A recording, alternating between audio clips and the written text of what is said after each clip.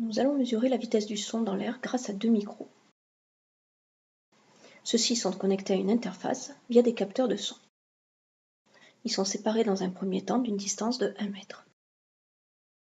Nous utilisons ici, pour l'acquisition informatique, le logiciel Atelier scientifique généraliste. Grâce à la main du logiciel, nous sélectionnons les deux micros et les positionnons sur l'axe des ordonnées.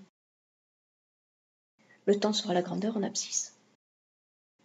La durée d'acquisition est choisie en fonction du temps théorique mis par le son pour parcourir 1 mètre. Cette durée étant très courte, il est nécessaire d'effectuer une synchronisation, de manière à ce que l'acquisition démarre lorsque le son parvient au premier micro. Le niveau sonore de déclenchement doit être choisi le plus bas possible, mais au-dessus du bruit ambiant. Nous lançons alors l'acquisition, et le clap bref des mains sera le déclencheur. Dans un premier temps, observons les deux signaux enregistrés. En rouge, le signal aux bandes du premier micro, et en bleu, le signal aux bandes du deuxième micro. Nous lions tout d'abord les points entre eux par des traits pour une meilleure lisibilité. Puis, dilatons l'axe des abscisses grâce à un clic et glisser sur ce dernier. Nous sélectionnons ensuite le pointeur pour mesurer la durée mise par le son pour aller du premier au second micro. La mesure ayant été déclenchée au passage du premier micro, nous lisons un intervalle de temps T1 de 2,426 millisecondes. Afin de faire apparaître cette mesure sur le graphique, il suffit de taper sur la touche Entrée.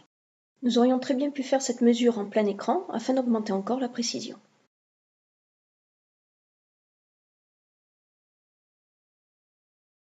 Les annotations sont un bon outil pour se rappeler les paramètres d'une expérience.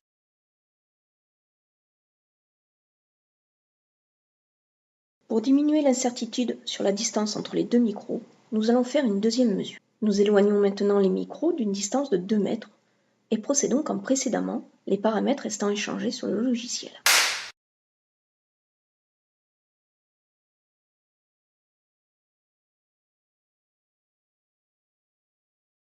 Nous mesurons cette fois-ci un intervalle de temps T2 égale 5,367 millisecondes.